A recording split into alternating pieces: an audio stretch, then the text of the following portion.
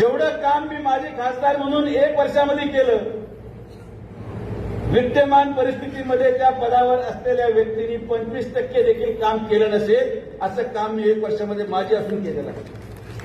मला फरक पडत नाही. सत्ता येते जाते. या मंडपामध्ये बसलेले आणि या स्टेजवर पण बसलेले किती लोकांनी मला मतदान टाकलं मला माहिती नाही. म्हणजे या स्टेजवर पण असे काही लोक आहेत ज्यांनी मला मतदान टाकलं नाही. या मंडपामध्ये पण असे काही लोक आहेत ज्यांनी मला मतदान टाकलं नाही. पण मतासाठी सुजय विखे कधीही लाचार होत नाही. आनंद कधी वाटतो माहितीये का?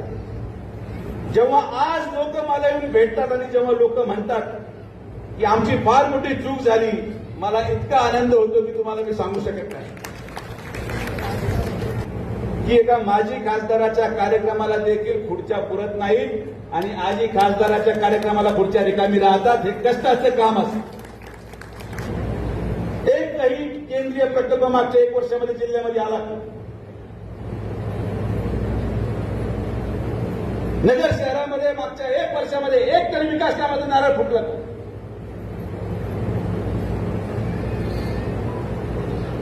माझी चूक एवढी झाली की जे लोक 40 वर्षापासून अंधारात होते त्यांना मी उजेडात आणायचा प्रयत्न केला. जे लोक 40 वर्षापासून प्रकल्पांच्या प्रतीक्षेत होते ते प्रकल्प मी वेळे अगोदर पूर्ण केले.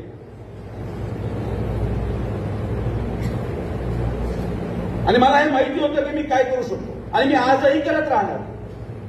मी थांबणार नाही.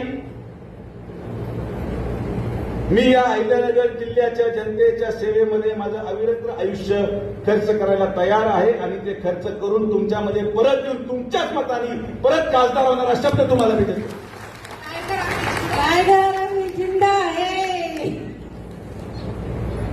आपण ना कुठे गेलोय ना कुठे पळून जाणार. ठामपणे आपली भूमिका मांडणार. सर्वसामान्यांचे प्रश्न मांडणार.